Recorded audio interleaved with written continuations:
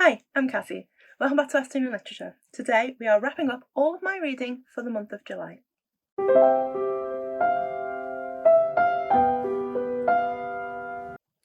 So I have managed to read and finish 5 books in the month of July. This is below my usual average, but I'm okay with that because even though I had extra time in July, I definitely spent it doing different things instead. The first book that I finished in the month of July was The Five by Hallie Rubenhold. So The Five is a non-fiction book that focuses on the 5 victims of Jack the Ripper.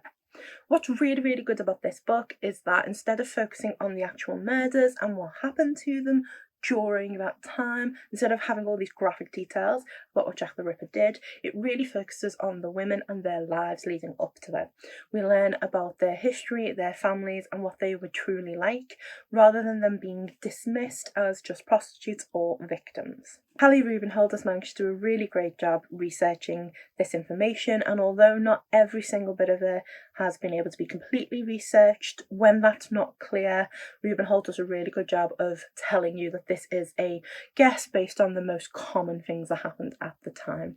It's not misleading, and actually it's a really good text that kind of says we need to make sure that when we're looking at sensationalized crimes like this, we are really focusing on the victims and not on the villains in the tale. I really enjoyed this. There's a much longer review up on my channel, which I will link down below.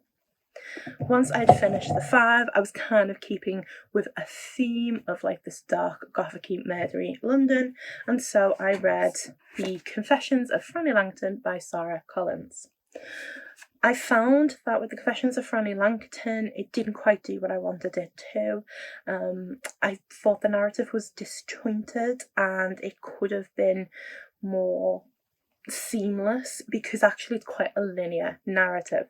So The Confessions of Frannie Langton follows Frannie Langton, who is a Jamaican born slave who comes to England. She's free but then ends up a servant in a household, so free, and is accused of the brutal murder of her master and mistress. Frannie is telling her tale from the prison cell, and so it's her confessions. Now, because we have this as someone who is looking back on the past, telling you their tale, it's a very conscious narration by someone. You're not sure how reliable it is, how true it is, and how much you can actually or believe or like Frannie. I found that the world was harrowing and horrific, and it's supposed to be. It really has done some good research on the time, on colonialism, what slavery was really like. But at the same time, I just felt disconnected from Frannie. I wasn't interested in the other characters. And I think I actually kind of did a bit of a disservice to this. But once again, I have a much longer review for this already up on my channel. So if you are interested in finding more about The Confessions of Frannie Langton, then I will link that below. After finishing both of those 2 books, I read Before the Coffee Gets Cold by Toshikazu Kawaguchi, and oh my god, so this is tiny but mighty. Before the Coffee Gets Cold is the story of a small coffee shop in Japan that is a time-travelling cafe. So the conceit of time travel here has some very specific rules, and it is used in order for people essentially to go back to a moment of their life that was spent in the cafe, and they are able to relive it but not change it. So even though they can say different things, even though they might perform different actions, it will ultimately not completely change. Basically, they just have a chance to see one very small moment in their life from a different angle. They must return before the coffee gets cold, so they only have as long as it takes for a coffee to get cold, to actually relive this experience, and it is very contained. The fact that it's contained really helps. It's also because this was originally a stage play, which was really well received and was then changed into the novel. And you can tell it really does fit a stage play. It's a very small cast of characters. The setting is obviously incredibly contained and small. It's told in 4 very small stories that almost act like vignettes of what has happened. So that makes real sense. I felt the first story which is the lovers, was kind of not pointless, but was there to set up the idea. And so it's actually the worst of the four. It's there to give you the rules, to introduce the characters and start to establish what this is going to be about. It's the other three stories that are extremely powerful and massively pack a punch.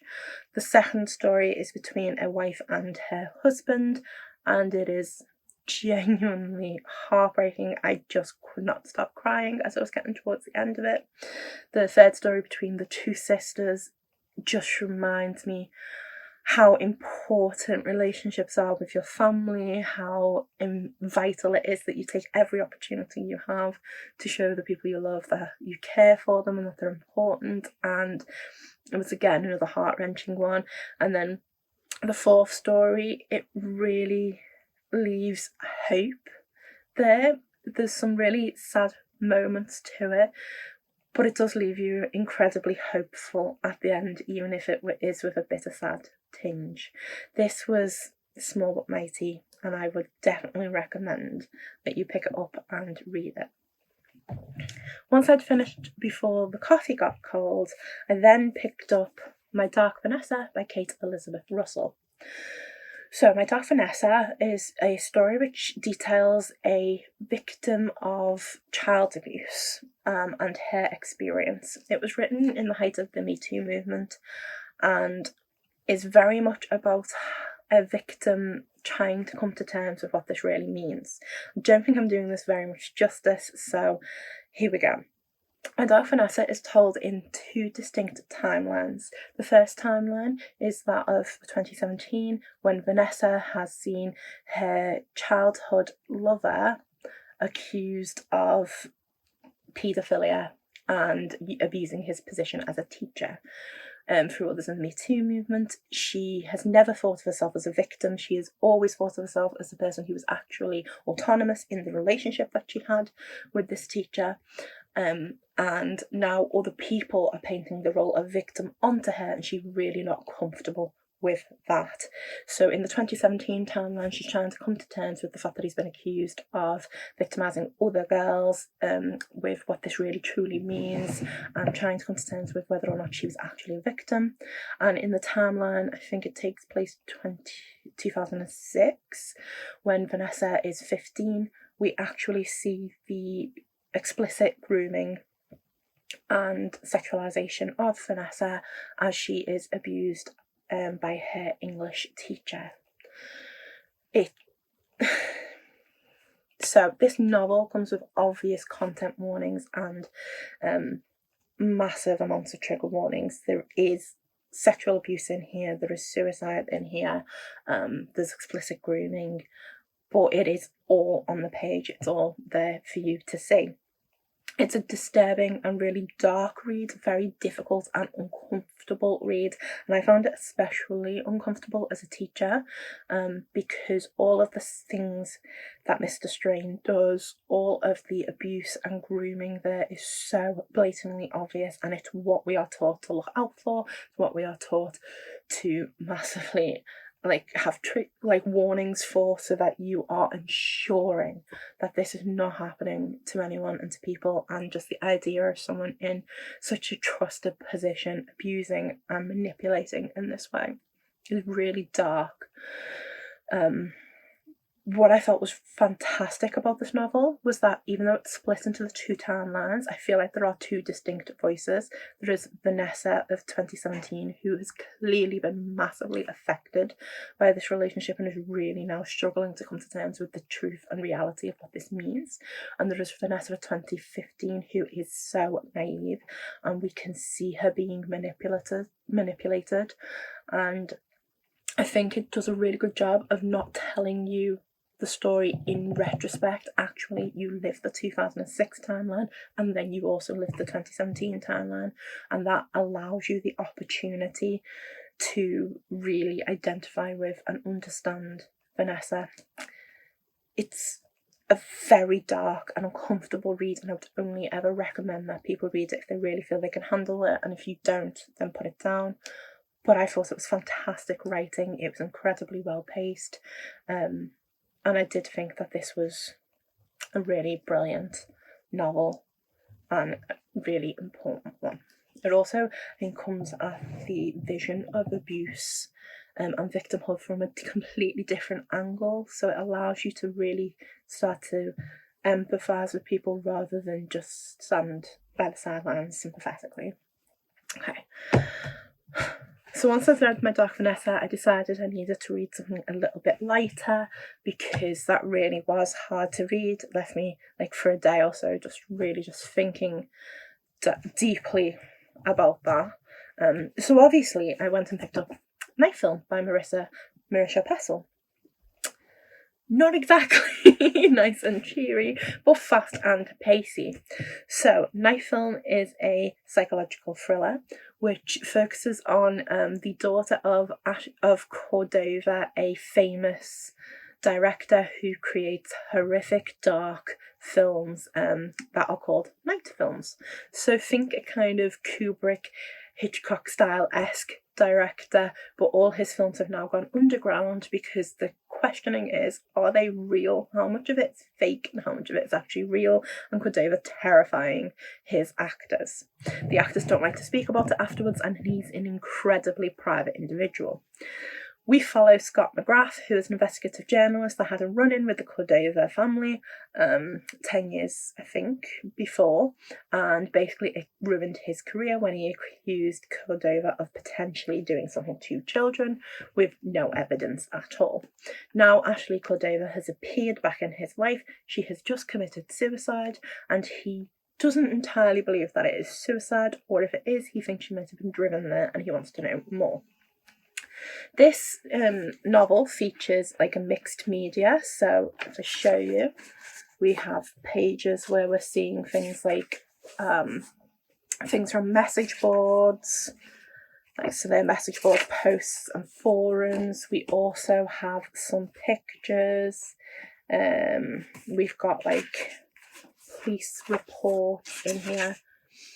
Now, it can be really gimmicky to use that, but what I think has been done really well in this is that we are presented with those at the same time as McGrath is investigating. We really do follow this investigation through from beginning to end, and although there are some mild conveniences taken through the use of some other characters, it actually does a really good job of having us fully follow the investigation that Scott McGrath goes on.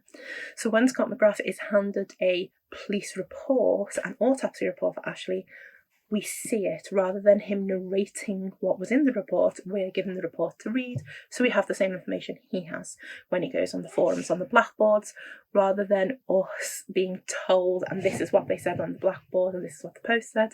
We're just given the post to see, and I think that really adds to it because it makes you feel like you're investigating at the same time that he is. This was a long book but managed to maintain pace almost entirely throughout. It was very enjoyable to read, and it was full of twists and turns that managed to maintain believability despite how far they seem to go sometimes. It's definitely the idea that this director is someone who is infamous within these circles, someone who has a very cult status, and so that definitely like adds to the mystery within this. I really enjoyed Night Film at the end, but not as much as I like Neverworld Wake, which was also by Marisha Pessl, but it was definitely worth reading, and considering how long it is, it really didn't take me long, only a couple of days. So they are the 5 books that I managed to read and finish in the month of July. There's a couple more I started, but I'm really not far enough into them to talk about it, so I will save them for August. With July coming to an end, I will no longer be doing my TBR tokens game, being restricted to reading things with certain prompts. It just doesn't work for me. I feel like it's part of the reason why at the beginning of the month I didn't pick up as many books as I did, and so I think it's actually restricting my reading too much. So I'm going to go back to a balanced approach to my books, very similar to what Emma from Drinking by My Shelf does with her Balancing the Book series. I started out that way and I really enjoy her series, so I'm going to go back to that. This month I did buy a few books, but I'm not going to show you them. They're just now included in my collection. And obviously I've read a few books. In fact, 3 of the ones that I purchased this month are in that pile already read. So all I'm going to do is end this video by giving you a number. My TBR is currently at 324 books. So the idea will be going forward that I always have to have my TBR balanced or preferably below. If I end up with any more on my TBR than 324, then I will have to unhaul a book and get rid of it. But I always want to try and make it below. By the end of this year, I want my books to be below 300. And come December, if it's not down below 300, I will do an unhaul then. So that means I technically need to get 24 off my list. However, any that I purchase or buy will be adding onto that total. So it's going to end up being more than 24 books that I need to read between August and December. However, that's how I'm going to continue doing my TBR going forward, and I think that's probably the best idea for me. I need the freedom of choice. I need the ability to just go with my mood. Okay, well that's everything from me today. If you are interested in talking about any of those books, please comment below. I'm more than happy to discuss any of them. And if you like this video, please give it a like if you want to see more from me on my channel, and especially if you want to see reviews of books such as this, because there's one going up for my Dark Vanessa later this week, then please remember to subscribe. I will see you again soon. Happy reading.